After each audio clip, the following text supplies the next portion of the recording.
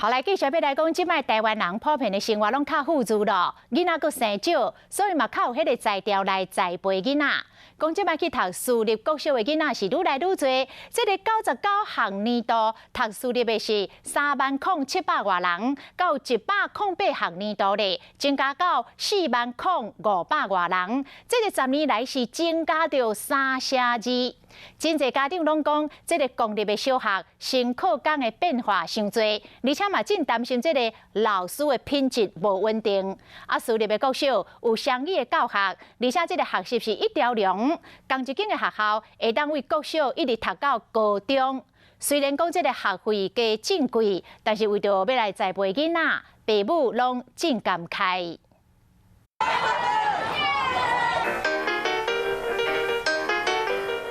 看起来真欢喜，会当穿这所私立公人小学的制服无简单。学区内底2间公立小学国小1年拢减班，招生的电话热喷喷。今年国小1年招生210人，对于公人幼稚园直升就占105人，抢校补有100个人目睭袅袅看。公立的不考虑，对，教改太乱了。是觉得公立挤不进去，只好念私立。不是现在应该说私立挤不进去，只好念公立。私立学校就是全包了，大概食衣住行、娱乐，还有学习，通通都在里头了。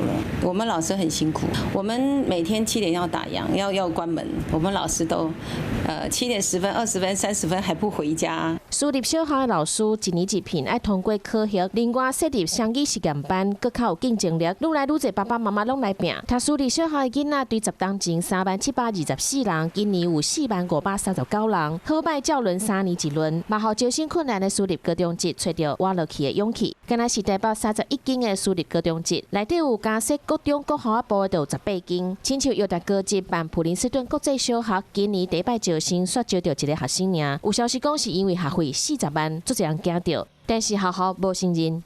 因为我们以前念公立小学也念得很好啊，没错，没错。为什么要花这个钱？